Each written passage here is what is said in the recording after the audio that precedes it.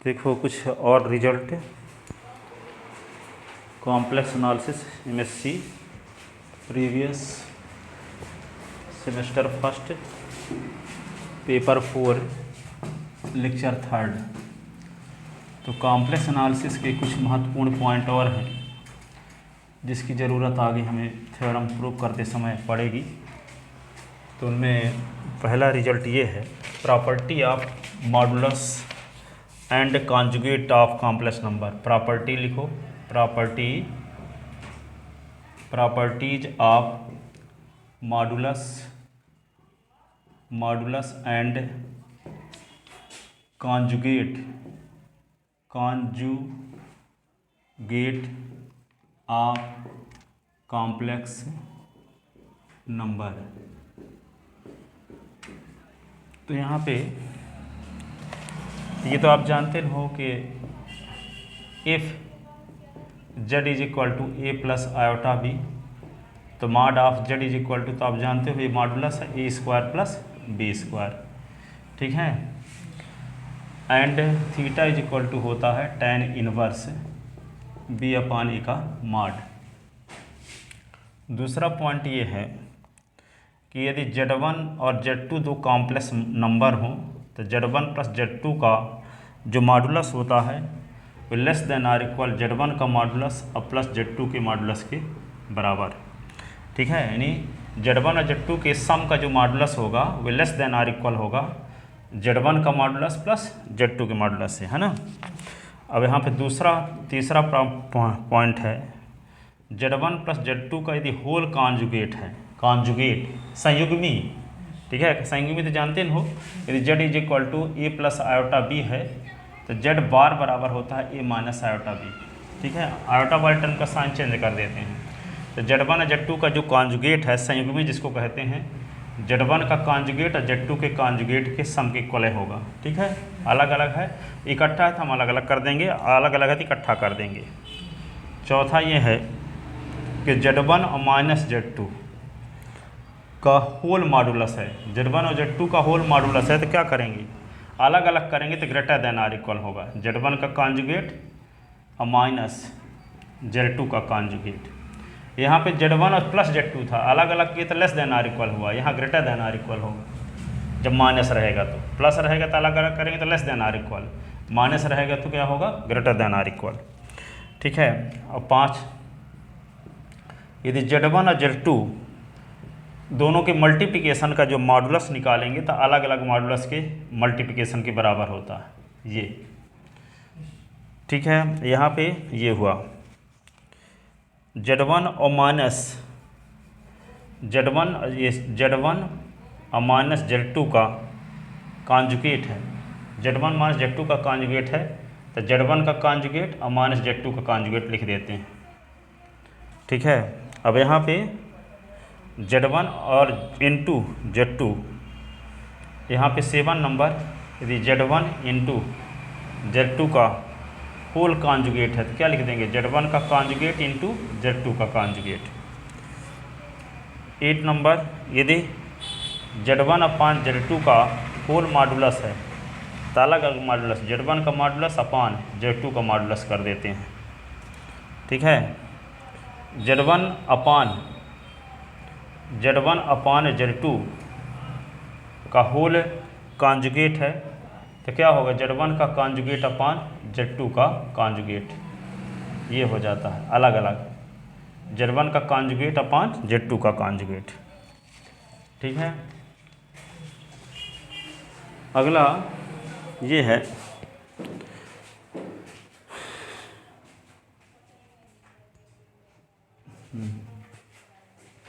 Ten number में देखो,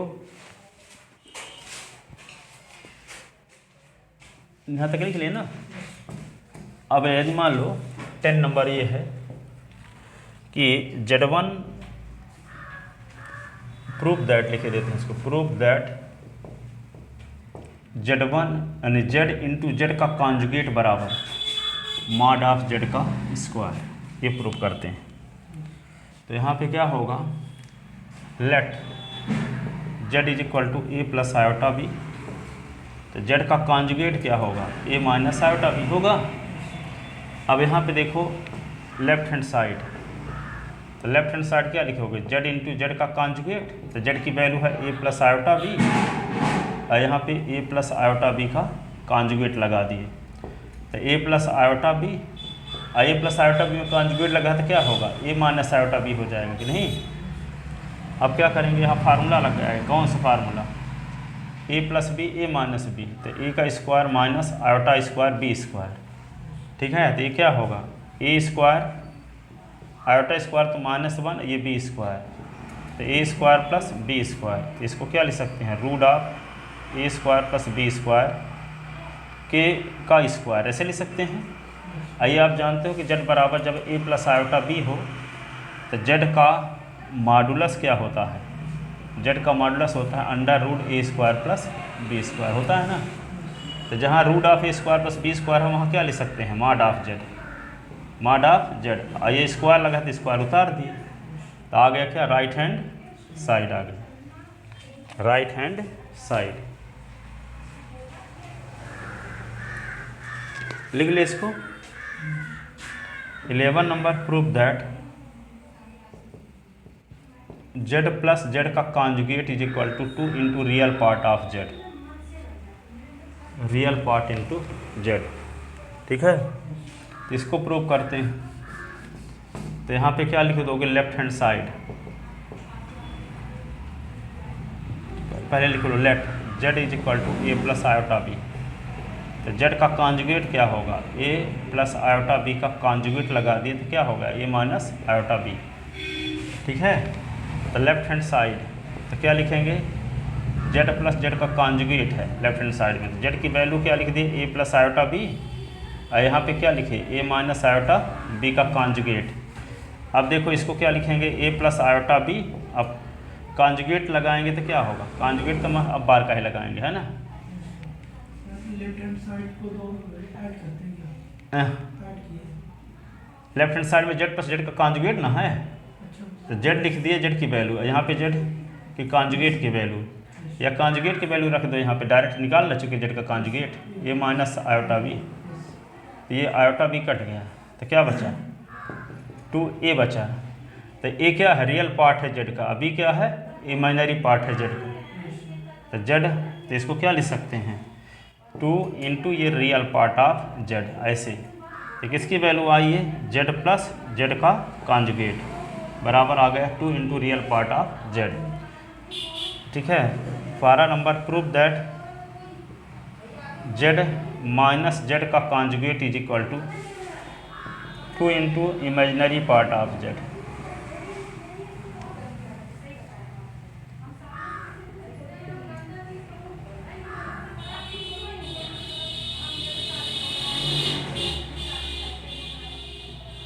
iota B, तो लेफ्ट हैंड साइड क्या है, जेड माइनस जेड का कॉन्जुगेट, जेड की वैल्यू क्या है, a plus iota b, A minus iota b, a plus iota b minus का गुना माइनस ए प्लस आयोटा बी, ए कट गया, क्या होगा, आयोटा बी, ये होगा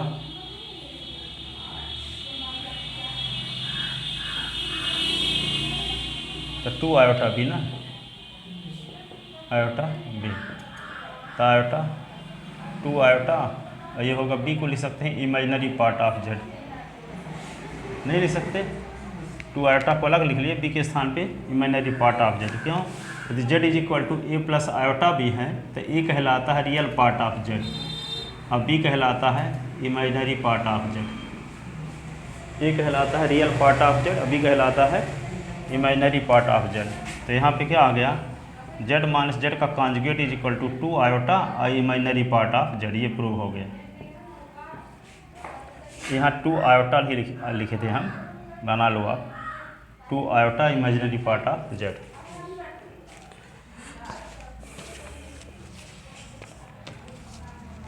लिख लिया था ना।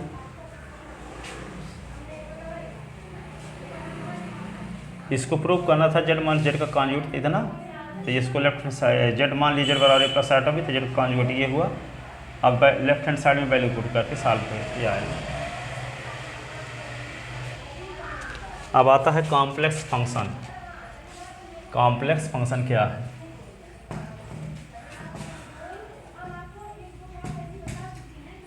कॉम्प्लेक्स फंक्शन,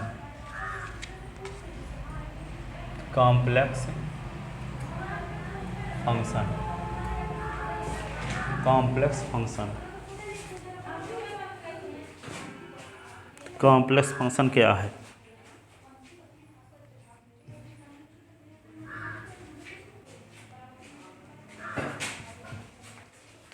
लिख ले।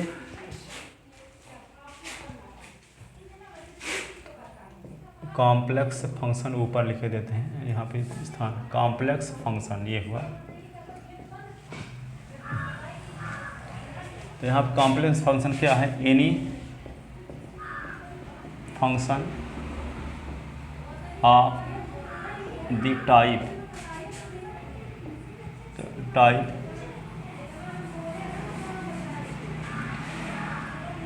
W is equal to F Z is equal to u plus iota भी, वेयर u मतलब होता है u एक्स वाई, और v का मतलब हुआ v एक्स वाई। W हाँ, जैसे y is equal to F X, चाहे W ना लिखो अभी चलेगा। F Z is equal to, अच्छा चल रहा, any function of the type F Z is equal to U plus iota भी, where U is equal to, where U क्या है? एक्स वाई का फंक्शन है, भी एक्स वाई का फंक्शन है। Is called complex function, complex function is called complex function.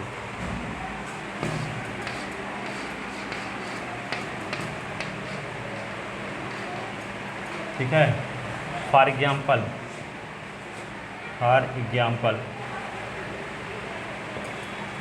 F Z is equal to z into Z का mod is a complex function, is a complex function because, क्यों है कॉम्प्लेक्स फंक्शन? इसको हम लिख सकते हैं एफ जेड बराबर S के स्थान, जेड के स्थान पे क्या लिखें? एक्स प्लस आयोटा वाई, और यहाँ पे एस प्लस आयोटा वाई का मॉड, तो X plus iota Y under root X square plus Y square, X root of X square plus Y square plus iota Y root of X square plus Y square. ठीक है। तो देखो यहाँ पे S Y का फंक्शन है कि नहीं है? ये यू एक्स वाई, ये आयोटा, ये भी एस वाई, ये भी फंक्शन का, ये फंक्शन किस टाइप का है? F Z is equal to u x y plus iota v x y type का है कि नहीं है? ठीक है। Clearly f Z is form of is of the form of f Z is equal to u x y plus iota v x y, so it is a complex function. It is, so माने इसलिए it is a complex function, complex function.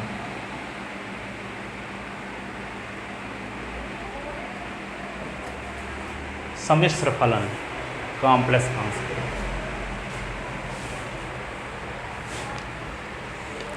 अब देखो complex function के बाद आता है continuity और differentiability.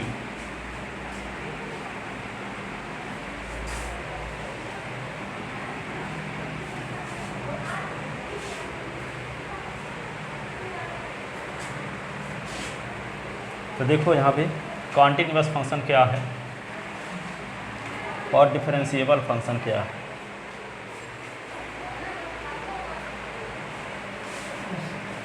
तो कॉन्टिन्यूअस फंक्शन के बारे में आप कॉन्टिन्यूअस जब शब्द बोला जाता है तो आप समझते ये हो कि 12वीं क्लास में जो आप पढ़े थे कि कोई फंक्शन जो है f(x) ये x बराबर a पर कॉन्टीन्यूअस कब होता है, जब लेफ्ट हैंड लिमिट बराबर राइट हैंड लिमिट बराबर x बराबर a पर फंक्शन की वैल्यू, तब इसको हम कहते हैं फंक्शन f(x) x बराबर a पर कॉन्टीन्यूअस है, सतत है।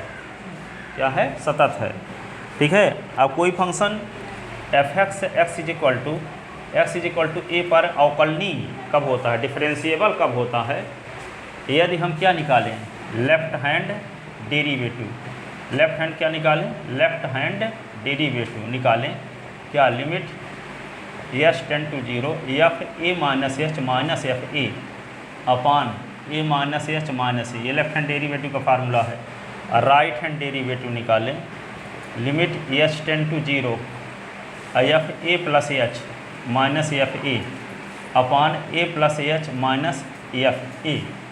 तो यदि हम लेफ्ट हैंड डेरिवेटिव की वैल्यू निकालते हैं, इसकी वैल्यू आ गई 17, राइट हैंड डेरिवेटिव की वैल्यू निकाल दिए 17 आ गई। इसका दोनों वैल्यू फाइनाइट भी हैं, ठीक है, और सेम भी हैं।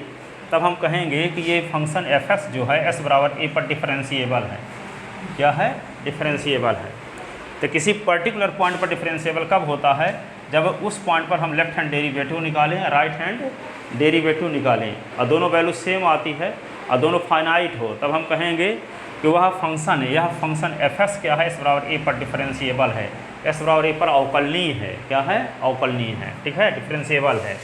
अब यदि मान लो कोई इंटरवल दिया गया है, ऐसे कोई इंटरवल दिया है, इस इंटरवल मान लो 2 और 4 दिया है, तो 2 और 4 के अंतर्गत बहुत सारे पॉइंट आते हैं। ठीक है, 2 आया, 2.1 आया, 2.2 आया, तो इस इंटरवल में जितने पॉइंट आते हैं सब पॉइंट पर क्या निकालें, लेफ्ट हैंड डेरिवेटिव और राइट हैंड डेरिवेटिव। हर एक पॉइंट पर left hand derivative right hand derivative समान आता है, तब हम कहेंगे कि ये जो फंक्शन f(x) है यह इस इंटरवल क्लोज इंटरवल 2-4 में बंद अंतराल 2-4 में क्या है, अवकलनीय है। क्या है? अवकलनीय है। ठीक है। और अवकलनीय की दूसरे सामान्य डेफिनेशन ऐसे भी समझ सकते हो कि जैसे f(x) बराबर क्या है, रूट ऑफ s-3 है, रूट ऑफ s-3। तो जब रूट ऑफ s-3 है तो इसका डिफरेंशियल कर दो एक बार, तो क्या होगा, d/dx s-3 की पावर 1/2। तो f(x) इज इक्वल टू क्या होगा, 1/2 s-3 की पावर 1/2 माइनस 1 d/dx s-3 का फिर से। तो यहाँ पे देखो f(x) है, तो यहाँ पे 1/2 s-3 की पावर क्या लिख दोगे, -1/2 s का डिफरेंशियल 1 होगा और 3 का 0 होगा। तो f(x) है, तो ये क्या हुआ, 1/2 रूट ऑफ s-3। अब यहाँ पे यदि ये कोई इंटरवल दिया है कि इंटरवल मान लो 1 से 4 दिया है, तो इस इंटरवल में ये फंक्शन डिफरेंशिएबल है कि नहीं है, ये मान लो चेक करना है। तो इस इंटरवल में एक ऐसा पॉइंट है s बराबर 3, x इज इक्वल टू 3 लेते हैं, ये किस में बिलोंग करता है, क्लोज इंटरवल 1-4 के अंतर्गत आने वाला पॉइंट है। लेकिन ये पॉइंट को हम s के स्थान पे रख देते हैं, तो f' यहाँ पे 3, तो क्या होगा 1/2, ये 3 माइनस 3, तो ये क्या आएगा 1/2 इंटू 0, तो 1 क्या होगा 0, तो इन्फिनिटी आ गया। तब हम ये कहेंगे कि ये फंक्शन जो है ये वाला s इज इक्वल टू 3 पर डिफरेंशिएबल नहीं है। तो जब s इज इक्वल टू 3 पर डिफरेंशिएबल नहीं है तो हम ये कहेंगे कि ये फंक्शन f(x) जो है क्लोज इंटरवल 1-4 में डिफरेंशिएबल नहीं है। 1-4 में डिफरेंशिएबल तभी होता जब इस इंटरवल के अंतर्गत आने वाले हर एक पॉइंट पर फंक्शन के फर्स्ट डेरिवेटिव की वैल्यू फाइनाइट आती, इन्फिनिटी माइनस इन्फिनिटी ना आती। एक तरीका ये है, या कि हर एक पॉइंट पर left hand derivative right hand derivative के इक्वल होता, तब फंक्शन डिफरेंशिएबल कहलाता है। एक तरीका तो ये है कि हर एक पॉइंट पर left hand derivative right hand derivative के इक्वल हो, तब भी फंक्शन डिफरेंशिएबल कहलाएगा। या कि हर एक पॉइंट पर फंक्शन के फर्स्ट डेरिवेटिव की वैल्यू फाइनाइट नंबर आनी चाहिए, इन्फिनिटी नहीं आना चाहिए, माइनस इन्फिनिटी। जैसे यहाँ इन्फिनिटी आ गया तो हम कोई पॉइंट रखें, जैसे मान लो यहाँ पे f(x) बराबर लिख लिए x² लिख लिए, अब इसका हम डिफरेंशियल कर देंगे तो f' बराबर 2s ना होगा। अब हम इस इंटरवल के अंतर्गत आने वाले जितने पॉइंट हैं कोई भी पॉइंट इसके स्थान पे रखेंगे तो इन्फिनिटी नहीं आएगा, तो ये फंक्शन कहलाएगा इस इंटरवल में डिफरेंशिएबल। लेकिन ये वाला फंक्शन इस इंटरवल में डिफरेंशिएबल नहीं है, क्योंकि इस इंटरवल में एक पॉइंट s इक्वल टू 3 ऐसा पॉइंट है जिस पॉइंट पर फंक्शन के फर्स्ट डेरिवेटिव की वैल्यू इन्फिनिटी हो जाती है, जबकि आनी चाहिए फाइनाइट वैल्यू। जबकि इसमें इस इंटरवल के अंतर्गत कोई भी पॉइंट यहाँ एफ डैश एस में रखोगे तो किसी हालत में इन्फिनिटी होने का चांस नहीं है। ठीक है, तो या दूसरे शब्दों में ये भी आप जानते हो ये एफ एक्स है, तो एफ एक्स में तो एस की वेरिएबल जो है एस की पावर होल नंबर है। होल नंबर किसे कहते हैं? एन बराबर ये नेचुरल नंबर हुआ, 1 2 3 4 5 6, ये नेचुरल नंबर है। ठीक है, लेकिन नेचुरल नंबर के कलेक्शन में जीरो को और मिला दिए, 1 2 3 4 5 6 7, तो ये क्या हो गया? होल नंबर, पूर्ण संख्या। ठीक है, तो यहाँ पे यदि किसी एक्सप्रेशन में कंटेन कोई वेरिएबल है, उस वेरिएबल की पावर, हर एक टर्म में वेरिएबल की पावर क्या है? होल नंबर है। वेरिएबल की पावर क्या हो? होल नंबर हो, तो उसको कहते हैं पॉलिनोमियल। क्या कहते हैं? पॉलिनोमियल, बहुपद। क्या कहते हैं? बहुपद। और ये आप जानते हो कि प्रत्येक बहुपदी फलन सतत होता है और कलनी भी होता है। ठीक है, each polynomial function is continuous and differentiable also. ठीक है ना, तो यहाँ पे ये पॉलिनोमियल फंक्शन, क्योंकि एस की पावर जो है पूर्ण संख्या है, होल नंबर है। ठीक है, तो जिस व्यंजक में वेरिएबल की पावर क्या होती है? पूर्ण संख्या होती है। ठीक है, जैसे मान लो एफ एक्स बराबर क्या है? 3x² + 7s + 9, और यहाँ पे एफ एक्स बराबर ऐसे आ गया 3s की पावर -2 7s की पावर 3/2 + 9। तो यहाँ देखो होल नंबर नहीं है, ये होल नंबर नहीं है, रेशनल नंबर है। ठीक है, इसलिए इसमें इस टर्म में वेरिएबल की पावर होल नंबर न होने की वजह से ये एक्सप्रेशन पॉलिनोमियल नहीं है, लेकिन ये है। ठीक है, 2 भी होल नंबर है, 1 भी होल नंबर है, 9 को लिख सकते हैं 9s की पावर 0, तो 0 भी होल नंबर है। ठीक है, तो इस टर्म में वेरिएबल की पावर होल नंबर है, तो इसलिए पॉलिनोमियल है, और ये पॉलिनोमियल नहीं है। ठीक है, तो ये भी तो जानते हो कि ईच पॉलिनोमियल फंक्शन क्या होता है? डिफरेंशिएबल होता है। तो ये पॉलिनोमियल फंक्शन था, इसका डिफरेंशियल कर भी देंगे तो किसी भी इंटरवल का कोई भी पॉइंट इसके स्थान पे रखेंगे तो किसी हालत में इन्फिनिटी या माइनस इन्फिनिटी आने का चांस नहीं है। इसलिए ये ईच पॉलिनोमियल फंक्शन क्या होता है? ईच पॉलिनोमियल फंक्शन होता है डिफरेंशिएबल और कॉन्टिन्यूअस दोनों। ठीक है, डिफरेंशिएबल भी होता है और क्या होता है? कॉन्टिन्यूअस भी होता है, सतत भी होता है। ठीक है, तो ये बताया गया। अब जैसे मान लो यहाँ पे कोई फंक्शन एफ एक्स है, कॉन्टीन्यूटी की भी सामान्य डिफिनेशन यही है कि जैसे मान लो एफ एक्स बराबर क्या है? √1/s - 3, 1/s - 3, और ये एक इंटरवल दिया गया है। ये इंटरवल दिया गया है क्या? ये 1 से 4 इंटरवल दिया गया है। तो कोई आपसे पूछे कि क्या इस इंटरवल में ये फंक्शन कॉन्टीन्यूअस है, तो आप कहोगे कि इस इंटरवल में s बराबर 3 एक ऐसा पॉइंट है जो इस इंटरवल में तो कंटेन है, लेकिन इस पॉइंट पर फंक्शन की वैल्यू, यहाँ डिफरेंशियल की वैल्यू निकालते हैं, यहाँ फंक्शन की वैल्यू निकालते हैं। तो एफ एक्स की वैल्यू निकालेंगे तो f3 रख देंगे यहाँ, तो 1/3 - 3, तो क्या होगा? 1/0 तो इन्फिनिटी हो जाएगा। तो यहाँ पे कोई फंक्शन किसी दिए गए इंटरवल में कॉन्टिन्यूअस कब कहलाता है? जब उस इंटरवल के अंतर्गत आने वाले ईच पॉइंट पर फंक्शन की वैल्यू क्या होती है? फाइनाइट आती है। जैसे एफ एक्स इक्वल टू क्या है? एफ एक्स इक्वल टू यहाँ पे tan x है और इंटरवल दे दिया गया 0 से π, तो इस इंटरवल में ये फंक्शन कॉन्टिन्यूअस नहीं है, क्योंकि 0 से π के बीच में π/2 भी पॉइंट है, और इस पॉइंट पर फंक्शन की वैल्यू निकालेंगे तो यह π/2 की वैल्यू क्या होगी? tan π/2 वैल्यू इन्फिनिटी होती है। ठीक है, तो ये फंक्शन क्या है? इस इंटरवल में कॉन्टिन्यूअस नहीं है। ठीक है, तो और यहाँ पे मान लो एफ एक्स इक्वल टू लेते हम क्या? 3x + 3s² + 7s + 9 ऐसे कुछ है। अब हम कोई s की वैल्यू लेते, किसी इंटरवल की कोई वैल्यू लेते, मान लो इंटरवल है 1 3, इस इंटरवल का कोई भी वैल्यू हम लेंगे, s के स्थान पे रखेंगे, तो फंक्शन की वैल्यू इन्फिनिटी या माइनस इन्फिनिटी होने का चांस नहीं है। तब हम ये कहेंगे कि ये फंक्शन इस इंटरवल में क्या है? कॉन्टिन्यूअस है, क्योंकि हर एक पॉइंट पर फंक्शन की वैल्यू फाइनाइट आएगी। ठीक है, तो कोई फंक्शन किसी इंटरवल में कॉन्टिन्यूअस कब कहलाता है? जब उस इंटरवल के अंतर्गत आने वाले ईच पॉइंट पर फंक्शन की वैल्यू क्या हो? फाइनाइट हो। और कोई फंक्शन एफ एक्स किसी इंटरवल में डिफरेंशिएबल कब कहलाता है? जब उस इंटरवल के अंतर्गत आने वाले ईच पॉइंट पर फंक्शन की वैल्यू क्या हो? फाइनाइट हो। फंक्शन के डिफरेंशियल की वैल्यू क्या होनी चाहिए? फाइनाइट होनी चाहिए। ठीक है, अब यदि कोई फंक्शन, जैसे हम बोले अभी कि यदि किसी पॉइंट पर फंक्शन डिफरेंशिएबल है, तो इसका मतलब उस पॉइंट पर फंक्शन के फर्स्ट डेरिवेटिव की वैल्यू क्या होगी? फाइनाइट होगी। ठीक है, अब यहाँ पे इंटरवल ना आ गया, कोई रीजन आ गया, रीजन यानी क्षेत्र। तो कोई रीजन में कोई फंक्शन कब डिफरेंशिएबल होगा? ठीक है, जब इस रीजन के हर एक पॉइंट पर लेफ्ट हैंड डेरिवेटिव और राइट हैंड डेरिवेटिव निकालें तो समान रहे, है ना, तो वहाँ पे उस रीजन में माना जाएगा। तो यहाँ पे एनालिटिक फंक्शन आता है, उसकी भूमिका बताए। एक चीज़ और बताते हैं, कि जैसे F Z is equal to है ये, F Z is equal to है जेड की पावर 1/2। यदि हम जेड के स्थान पे क्या रख देंगे, 4 रख दिए तो क्या होगा 4 की पावर 1/2, तो 4 की पावर 1/2 का मतलब √4, तो इसका मान होता है +-2, ठीक है। लेकिन यहाँ पे क्या रख दिए, इसके स्थान पे 9 रख दिए, तो 9 की पावर 1/2, तो इसका मान √9, तो इसको लिख सकते हैं +-3, ठीक है। अब यहाँ पे जैसे मान लो f Z is equal to ऐसे है Z², तो एस के स्थान पे हम चाहे 2 रखें, 2 रखेंगे तो क्या आएगा, 2 का स्क्वायर तो 4 आएगा, ठीक है। 3 रखेंगे तो 3 का स्क्वायर तो 9 आएगा। तो यहाँ पे एक वैल्यू के संगत फंक्शन की एक ही वैल्यू फाइंड हो रही है, तो इसको क्या बोलते हैं, सिंगल वैल्यूड फंक्शन। इसको क्या बोलेंगे, सिंगल वैल्यूड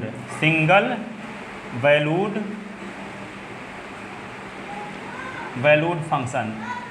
और इसको क्या बोलेंगे, मल्टीपल वैल्यूड फंक्शन। क्या बोलेंगे, मल्टीपल वैल्यूड फंक्शन, ठीक है। एक मानी फलन बहुमानी फलन, एक मानी फलन बहुमानी फलन, ये सिंगल वैल्यूड फंक्शन है। जब हम जेड की चाहे एक वैल्यू करेस्पॉन्डिंग फंक्शन के एक ही वैल्यू फाइंड हो, ठीक है, वेरिएबल के एक वैल्यू के करेस्पॉन्डिंग फंक्शन की वैल्यू भी एक ही हो, तो उसको हम क्या बोलेंगे, सिंगल वैल्यूड फंक्शन। और जब एक वैल्यू के करेस्पॉन्डिंग एक से अधिक वैल्यू फाइंड होती हो तो क्या बोलेंगे इसको, multi valued function, single valued और मल्टी वैल्यूड, ठीक है। अब आता है जो हम बताना चाहते हैं, एनालिटिक फंक्शन, जिसको लास्ट तक चलेगा इसमें, analytic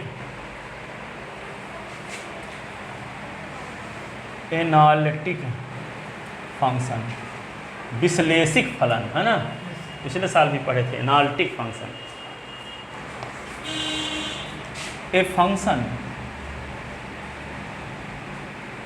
function F Z is said to be a function fz is said to be analytic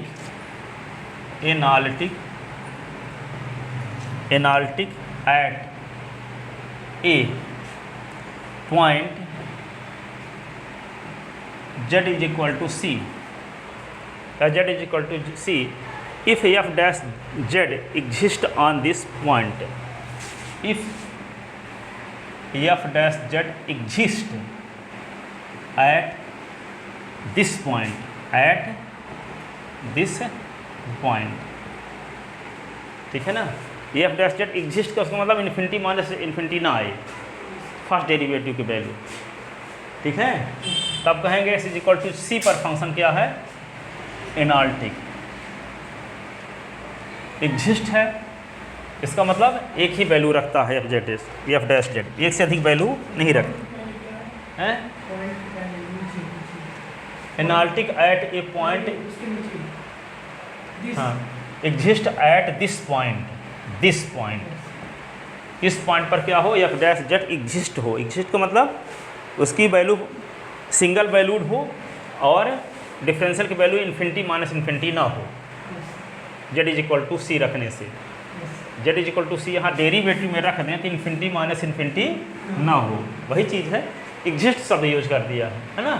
finite value होनी चाहिए एफ डैश जेड की, फाइनाइट और यूनिक, ठीक है, सिंगल वैल्यूड होनी चाहिए, ठीक है, सिंगल वैल्यूड होनी चाहिए और इन्फिनिटी माइनस इन्फिनिटी नहीं होनी चाहिए, ठीक है। तब कहेंगे F dash exist at this point, ठीक है। आर, इसी को हम बोल सकते हैं दूसरे शब्दों में, are analytic a function F Z, a function F Z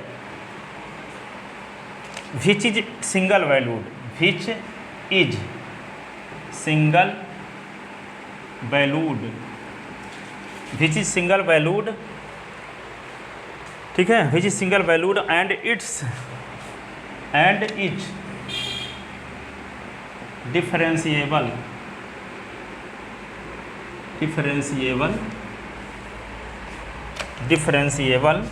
at any point,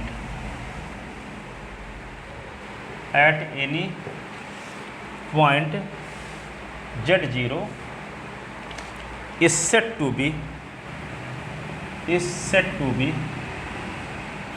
analytic function,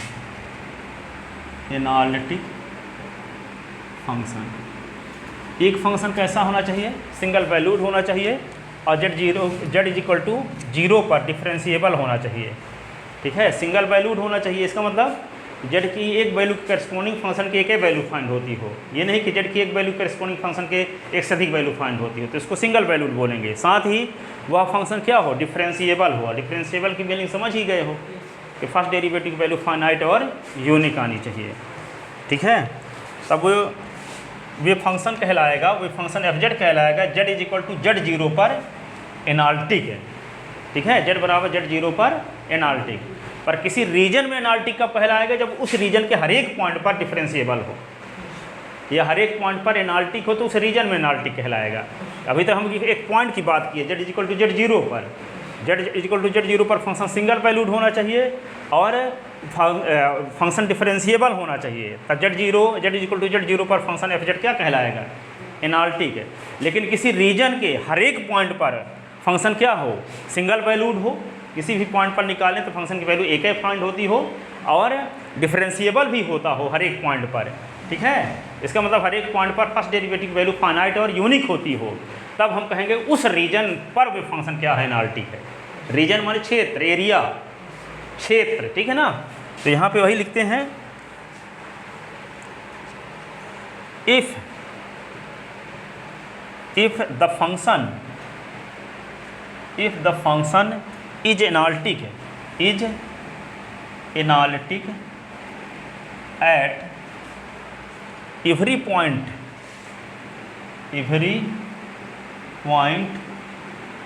every point z of a certain domain D, then it is said to be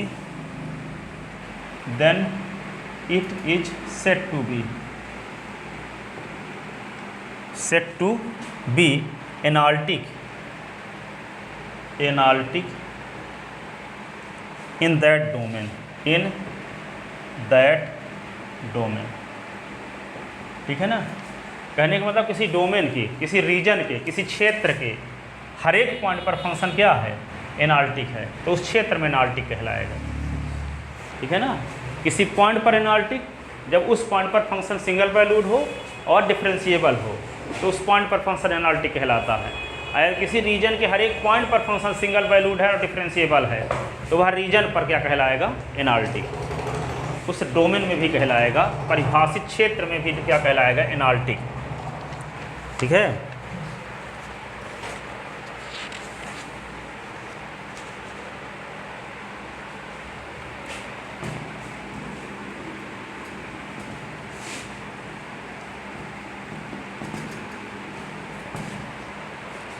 अगला एक पॉइंट है note,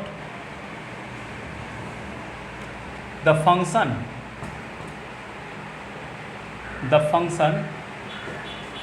f(z) of A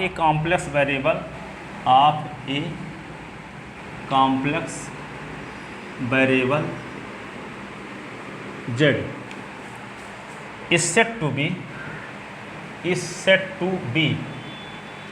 is said to be continuous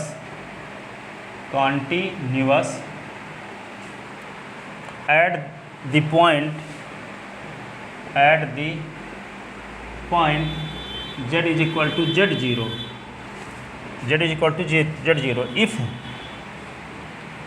if given any positive number of silent, we can find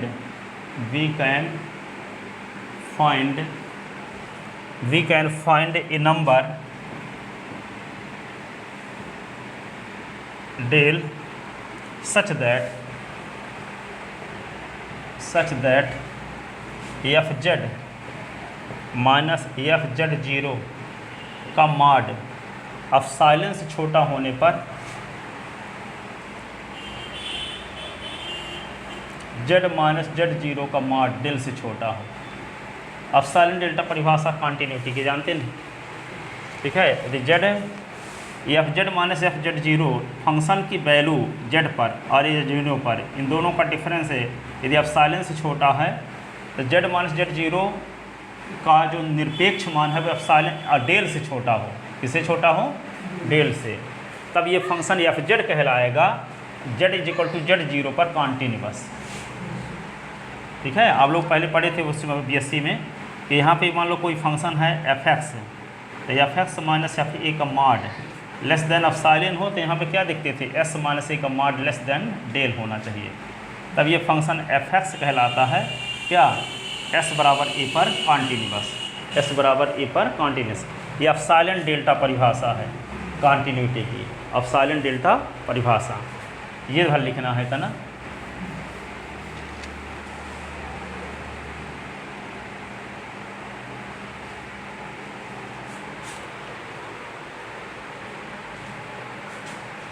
अब state and proof Cauchy Riemann theorem.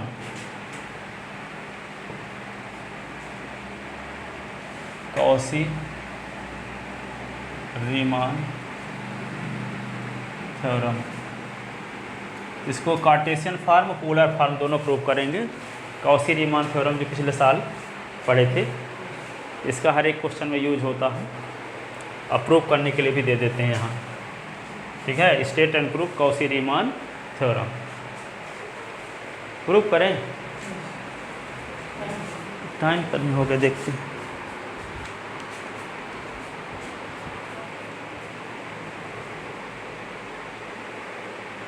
58 हो गए।